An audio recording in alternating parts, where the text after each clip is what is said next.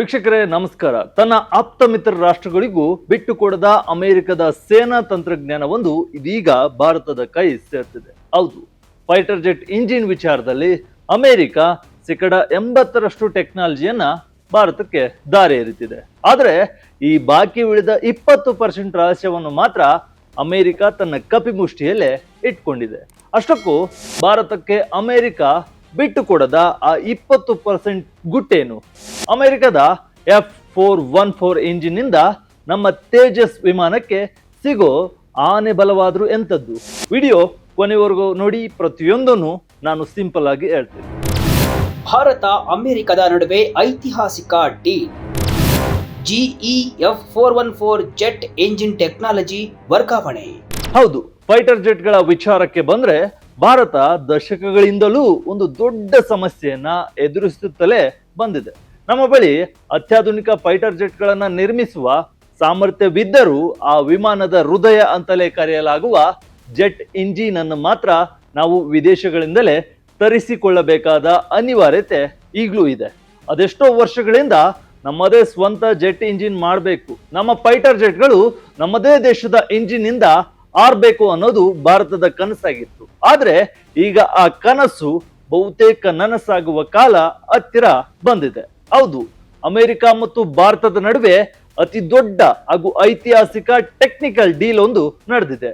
ಭಾರತದ Hindustan aeronautics limited ಅಂದ್ರೆ HAL ಹಾಗೂ ಅಮೆರಿಕದ ದಿಗ್ಗಜ ಕಂಪನಿ ಜನರಲ್ ಎಲೆಕ್ಟ್ರಿಕ್ ಏರೋಸ್ಪೇಸ್ ಕಂಪನಿಗಳು ಸೇರಿ ಭಾರತದಲ್ಲೇ ಅತ್ಯಾಧುನಿಕ F414 ಜೆಟ್ ಇಂಜಿನ್ ಗಳನ್ನ ತಯಾರಿಸಲು ಕೈ ಜೋಡಿಸಿವೆ. ಇನ್ನೊಂದು ಅತಿ ದೊಡ್ಡ ಆಶ್ಚರ್ಯದ ವಿಚಾರ ಅಂದ್ರೆ ಇಂಟ್ರೆಸ್ಟಿಂಗ್ ವಿಚಾರ ಏನಂದ್ರೆ ಈ ಇಂಜಿನ್ ನ ಶೇಕಡ 80ರಷ್ಟು ಉತ್ಪಾದನಾ ತಂತ್ರಜ್ಞಾನ ಮತ್ತು ಬೌದ್ಧಿಕ ಆಸ್ತಿಯಕ್ಕೂ ಅಂದ್ರೆ ಇಂಟೆಲೆಕ್ಚುಯಲ್ ಪ್ರಾಪರ್ಟಿ ರೈಟ್ ಭಾರತಕ್ಕೆ ಟ್ರಾನ್ಸ್ಫರ್ ಆಗಲಿದೆ. ಅಮೆರಿಕ ತನ್ನ ಇತಿಹಾಸದಲ್ಲೇ ನ್ಯಾಟೋ ಸದಸ್ಯತ್ವ ಅಂದ್ರೆ ನ್ಯಾಟೋ ಮೆಂಬರ್ ಹೊಂದಿಲ್ಲದ ಭಾರತದಂತಹ ದೇಶಕ್ಕೆ ಇಷ್ಟೊಂದು ದೊಡ್ಡ ಪ್ರಮಾಣದಲ್ಲಿ ಸೇನಾ ತಂತ್ರಜ್ಞಾನವನ್ನ ಬಿಟ್ಟು ಕೊಡ್ತಿರೋದು ಇದೇ ಮೊದಲು. ಅಷ್ಟಕ್ಕೂ ಈ ಐತಿಹಾಸಿಕ ಡೀಲ್ ನಲ್ಲಿ ಏನಿದೆ? ಈ F414 ಇಂಜಿನ್ ನ ತಾಕತ್ತು ಎಂತದ್ದು? ಅಮೆರಿಕ ಶೇಕಡ 80ರಷ್ಟು ತಂತ್ರಜ್ಞಾನ ಕೊಟ್ಟರು ಉಳಿದ 20% ಗುಟ್ಟನ್ನ ಯಾಕೆ ಬಿಟ್ಕೊಡ್ತಿಲ್ಲ? ಇದರಿಂದ ನಮ್ಮ AMCA ಹಾಗೂ ತೇಜಸ್ ವಿಮಾನಗಳಿಗೆ ಆಗುವ ಲಾಭವೇನು? ಬನ್ನಿ ಈ ವಿಡಿಯೋದಲ್ಲಿ ಪ್ರತಿಯೊಂದು ವಿಚಾರವನ್ನ ಸಂಪೂರ್ಣವಾಗಿ ಡೀಟೇಲ್ ಆಗಿ ಹೇಳ್ತೀನಿ. ಬನ್ನಿ. ಭಾರತದ ದಶಕಗಳ ಹೋರಾಟಕ್ಕೆ ಸಿಕ್ಕ ಜಯ. Marut Kaveri engine fail ಆಗಿದ್ದೇಕೆ?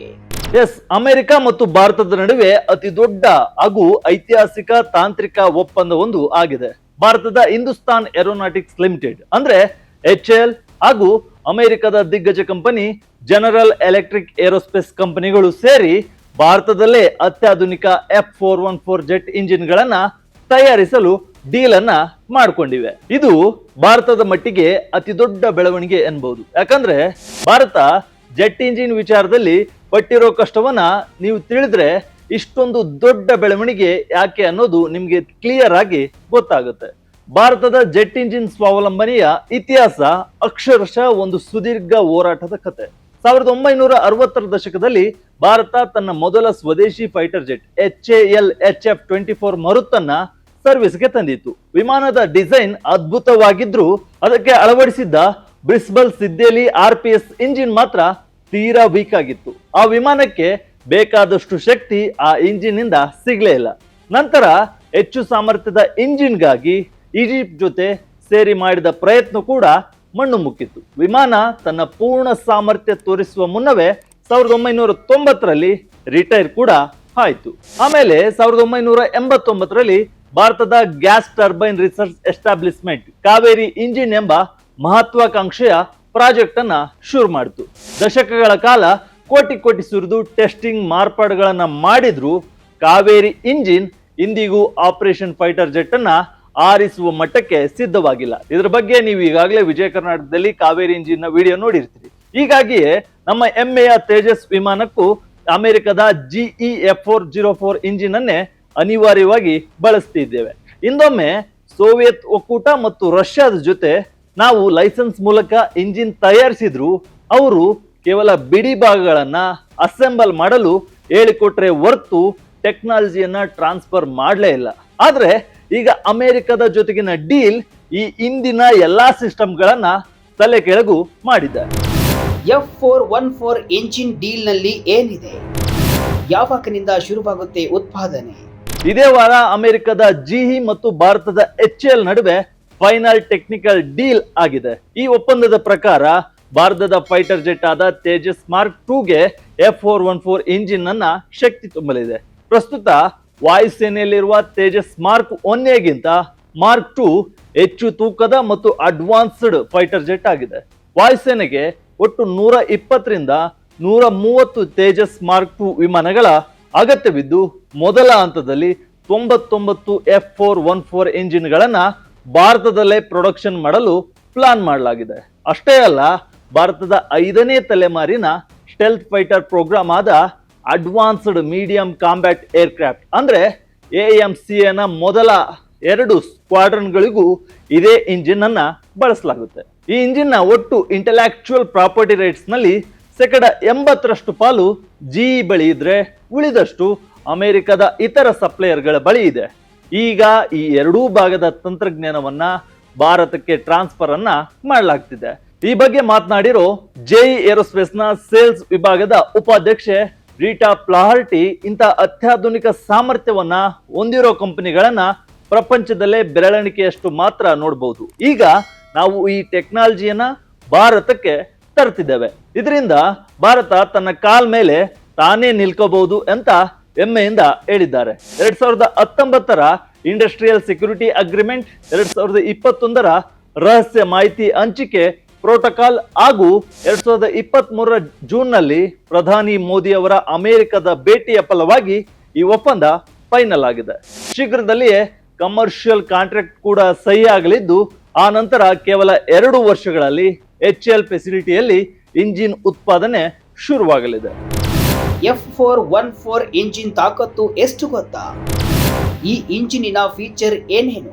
ವೀಕ್ಷಕರೇ, ಈ F414 ಇಂಜಿನ್ ಎಷ್ಟು ಪವರ್ಫುಲ್ ಅನ್ನೋದನ್ನ ಅದರ ಸ್ಪೆಸಿಫಿಕೇಶನ್ ನೋಡಿದ್ರೆ ನಿಮ್ಗೆ ಸಿಂಪಲ್ ಆಗಿ ಅರ್ಥ ಆಗುತ್ತೆ. ಇದು ಅತ್ಯಂತ ಅಡ್ವಾನ್ಸ್ಡ್ ಆದ ಆಫ್ಟರ್ ಬರ್ನಿಂಗ್ ಟರ್ಬೋಫ್ಯಾನ್ ಇಂಜಿನ್. ಅಮೆರಿಕದ ಪ್ರಸಿದ್ಧ FRA-18E/F ಸೂಪರ್ ಆರ್ನೆಟ್ ನಂತಹ ಫೈಟರ್ ಜೆಟ್ಗಳಿಗೆ ಶಕ್ತಿ ಕೊಡ್ತಿರೋದೇ ಇದೇ ಇಂಜಿನ್. ಇದರ ಡ್ರೈವ್ ಟ್ರಸ್ಟ್ ಬಂದು 13,000 LBF ಇದ್ರೆ, ಆಫ್ಟರ್ ಬರ್ನರ್ ಆನ್ ಮಾಡಿದಾಗ ಇದು ಬರೋಬ್ಬರಿ 22,000 LBF ಟ್ರಸ್ಟ್ ಅನ್ನ ಉತ್ಪಾದಿಸುತ್ತೆ. ಇದು ಸುಮಾರು 154 ಇಂಚು ಉದ್ದ, 35 ಇಂಚು ವ್ಯಾಸವನ್ನು ಹೊಂದಿದ್ದು, ಕೇವಲ 1110 kg ತೂಕವಿದೆ. ಅಂದ್ರೆ ಇದು ಅತ್ಯಂತ ಕಾಂಪ್ಯಾಕ್ಟ್ ಆಗಿದ್ರು ಭಾರಿ ಹೈ ಪರ್ಫಾರ್ಮೆನ್ಸ್ ನೀಡುವ ಡಿಸೈನ್ ಅನ್ನ ಹೊಂದಿದೆ. ಇದರಲ್ಲಿ 30:1 ಒಟ್ಟಾರೆ ಪ್ರೆಷರ್ ರೇಷಿಯೋ ಇದ್ರೆ, 0.25:1 ಬೈಪಾಸ್ ರೇಷಿಯೋ ಹಾಗೂ 77.1 kg ಸೆಕೆಂಡ್ ಏರ್ ಫ್ಲೋ ವ್ಯವಸ್ಥೆ ಇದೆ. ಇದರ ಮತ್ತೊಂದು ಎನ್ಹಾನ್ಸ್ ವೇರಿಯಂಟ್ ಆದ F414 EPE ವರ್ಷನ್ ಬರೋಬ್ಬರಿ 26,400 LBF ವರೆಗೂ ಥ್ರಸ್ಟ್ ಅನ್ನ ಕೊಡಬಲ್ಲದು. ಜೊತೆಗೆ ಅತ್ಯಾಧುನಿಕ ಫೆಡೆಕ್ ಕಂಟ್ರೋಲ್ಸ್, ಆನ್ಯುಲರ್ ಕಂಬಸ್ಟ್ ಮತ್ತು ಸಿಂಗಲ್ ಸ್ಟೇಜ್ ಟರ್ಬೈನ್ ಗಳನ್ನ ಇದು ಹೊಂದಿದೆ. ಇಂಥ ಪವರ್ಫುಲ್ ಇಂಜಿನ್ ಅನ್ನ ನಾವೇ ನಮ್ಮ ದೇಶದಲ್ಲಿ ತಯಾರು ಮಾಡ್ತೇವೆ ಅಂದ್ರೆ ನಮ್ಮ ವಾಯುಸೇನೆಯ ತಾಕತ್ತು ಎಷ್ಟು ಪಟ್ಟು ಹೆಚ್ಚಾಗುತ್ತೆ ಅಂತ ನೀವೇ ಇಮ್ಯಾಜಿನ್ ಮಾಡ್ಕೊಳ್ಳಿ. 80% ತಂತ್ರಜ್ಞಾನದಿಂದ ಭಾರತಕ್ಕೇನು ಲಾಭ? ಉಳಿದ 20% ಗುಟ್ಟನ್ನ ಬಿಟ್ಟು ಕೊಡ್ತಿಲ್ವಾ ಅಮೆರಿಕ? ಈ ಡೀಲ್ ನ ಅತ್ಯಂತ ಇಂಪಾರ್ಟೆಂಟ್ ಭಾಗ ಅಂದ್ರೆ ಪ್ರಮುಖ ಭಾಗ ಅಂದ್ರೆ 80% ತಂತ್ರಜ್ಞಾನ ವರ್ಗಾವಣೆ. ಇದರಿಂದ ಭಾರತದ ವಿಜ್ಞಾನಿಗಳಿಗೆ ಮತ್ತು HALಗೆ single crystal turbine blade matching, ವಿಶೇಷ ಕೋಟಿಂಗ್ಸ್, ಲೇಸರ್ ಡ್ರಿಲ್ಲಿಂಗ್ ಮತ್ತು ಸೆರಾಮಿಕ್ ಮ್ಯಾಟ್ರಿಕ್ಸ್ ಕಾಂಪೋಸಿಟ್ಸ್ ನಂತಹ ಅತ್ಯಂತ ಕ್ರಿಟಿಕಲ್ ತಂತ್ರಜ್ಞಾನಗಳ ಸಂಪೂರ್ಣ ಅರಿವು ಸಿಗಲಿದೆ. ಪೌಡರ್ ಮೆಟಲರ್ಜಿ ಡಿಸ್ಕ್ಗಳು, ಇನರ್ಸಿಯಾ ಫ್ರಿಕ್ಷನ್ ವೆಲ್ಡಿಂಗ್ ನಂತಹ ಜ್ಞಾನದಿಂದಾಗಿ ನಾವು ದಶಕಗಳ ರಿಸರ್ಚ್ ಸಮಯವನ್ನ ಉಳಿಸಬಹುದು. ಆದ್ರೆ ಬಾಕಿ ಉಳಿದ ಆ 20% ನಲ್ಲಿ ಅಮೆರಿಕ ತನ್ನ ಅತಿ ಸೂಕ್ಷ್ಮ ತಂತ್ರಜ್ಞಾನವನ್ನ ತನ್ನ ಬಳಿಯೇ ಉಳಿಸ್ಕೊಂಡಿದೆ. ಹೌದು, ಸಿಂಗಲ್ ಕ್ಲಿಸ್ಟರ್ ಬ್ಲೇಡ್ಗಳ ಅಸೆಂಬ್ಲಿಂಗ್ ಅನ್ನ ನಮ್ಗೆ ಹೇಳಿಕೊಟ್ರು.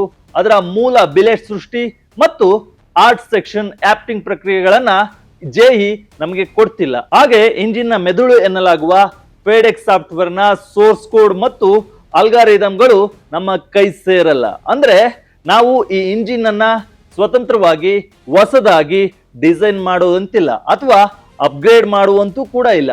ITAR ನಿಯಮಗಳ ಪ್ರಕಾರ ಎಕ್ಸ್ಪೋರ್ಟ್ ಮಾಡಬೇಕಾದ್ರೂ ಅಮೆರಿಕದ ಪರ್ಮಿಷನ್ ಬೇಕೇ ಬೇಕು. ಅಂದ್ರೆ ಸಂಪೂರ್ಣ ಸ್ವಾವಲಂಬನೆ ಇಲ್ಲಿ ಸಿಗಲ್ಲ. ಕೆಲವೊಂದು ಬಿಡಿ ಭಾಗಗಳಿಗೆ ನಾವು ಅಮೆರಿಕದ ಮೇಲೆ ಈಗಲೂ ಕೂಡ ಡಿಪೆಂಡ್ ಆಗಲೇಬೇಕು. ಸಫ್ರಾನ್ ಡೀಲ್ ಮತ್ತು F414 ವ್ಯತ್ಯಾಸವೇನು?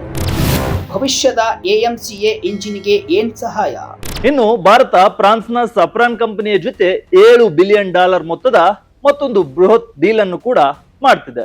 ಈ ಸಫ್ರಾನ್ ಡೀಲ್ ನಲ್ಲಿ 110 ರಿಂದ 125 ಕಿಲೋನಾಟ್ ಪ್ರಶ್ನ ಹೊಸ ಭಾರಿ ಸಾಮರ್ಥ್ಯದ ಇಂಜಿನ್ ಅನ್ನ 100% ತಂತ್ರಜ್ಞಾನ ವರ್ಗಾವಣೆಯೊಂದಿಗೆ ಅಭಿವೃದ್ಧಿಪಡಿಸುವ ಗುರಿಯನ್ನ ಹೊಂದಲಾಗಿದೆ. ಸಫ್ರಾನ್ ಡೀಲ್ 2035 ಹೊತ್ತಿಗೆ AMCA ಮಾರ್ಕ್ 2 ಗಾಗಿ ಸಂಪೂರ್ಣ ಸ್ವಾವಲಂಬನೆ ಅಂದ್ರೆ ಆರ್ಟ್ ಸೆಕ್ಷನ್ ಡಿಸೈನ್ ಮತ್ತು IP ರೈಟ್ ಸೇರಿ ತಂದುಕೊಡಲಿದೆ. ಆದರೆ ಅಷ್ಟರೊಳಗೆ ನಮ್ಮ ತೇಜಸ್ ಮಾರ್ಕ್ 2 ಮತ್ತು AMCA ಮಾರ್ಕ್ 1 ವಿಮಾನಗಳಿಗೆ ತಾತ್ಕಾಲಿಕ ಶಕ್ತಿಯಾಗಿ ಈ F414 ಇಂಜಿನ್ ಒಂದು ಸೇತುವೆಯಾಗಿ ಕೆಲಸ ಮಾಡಲಿದೆ. F414 ತಯಾರಿಕೆಯಿಂದ ಲೇಸರ್ ಡ್ರಿಲ್ಲಿಂಗ್, ಕೋಟಿಂಗ್ಸ್ ನಿಂದ ಕಲಿಯುವ ಪ್ರಾಕ್ಟಿಕಲ್ ಪಾಠಗಳು ಸಫ್ರಾನ್ ಜೊತೆಗಿನ ನಮ್ಮ 5ನೇ ತಲೆಮಾರಿನ ಸ್ವದೇಶಿ ಇಂಜಿನ್ ಅಭಿವೃದ್ಧಿಗೆ ಬಹಳಷ್ಟು ಸಹಾಯವನ್ನ ಮಾಡಲಿವೆ. ಇದರ ಜೊತೆಗೆ ಪ್ರತ್ಯೇಕವಾಗಿ ವಾಯುಸೇನೆಯ ತೇಜಸ್ ಫ್ಲೀಟ್ ನಲ್ಲಿರುವ ಹಳೆಯ F404 ಇಂಜಿನ್ಗಳ ನಿರ್ವಹಣೆಗಾಗಿ ದೇಶೀಯ ಮೇಂಟೆನೆನ್ಸ್ ಡಿಪೋವನ್ನು ಕೂಡ IAF ಮತ್ತು JE ಜಂಟಿಯಾಗಿ ಸ್ಥಾಪಿಸುತ್ತಿದೆ. ಒಟ್ನಲ್ಲಿ ಹಿಂದೂಸ್ತಾನ್ ಏರೋನಾಟಿಕ್ಸ್ ಮತ್ತು GE ಏರೋಸ್ಪೇಸ್ ನಡುವಿನ ಈ ತಾಂತ್ರಿಕ ಒಪ್ಪಂದ ಭಾರತದ ರಕ್ಷಣಾ ವಲಯದಲ್ಲಿ ಬಹುದೊಡ್ಡ ಆಯಾಮ ಅಂತಾನೆ ಹೇಳ್ಬೋದು. ಒಂದು ಹೊಸ ಸೆಕೆಯನ್ನೇ ಆರಂಭಿಸಲಿದೆ. ದಶಕಗಳ ಕಾಲ ಕಾವೇರಿ ಇಂಜಿನ್ ವೈಫಲ್ಯದಿಂದ ಪಾಠ ಕಲಿತಿರೋ ಭಾರತ ಈಗ ಸ್ಟೆಪ್ ಬೈ ಸ್ಟೆಪ್ ಇಂಜಿನ್ ಟೆಕ್ನಾಲಜಿಯನ್ನ ಕರಗತ ಮಾಡಿಕೊಳ್ಳಲು ಮುಂದಾಗಿದೆ.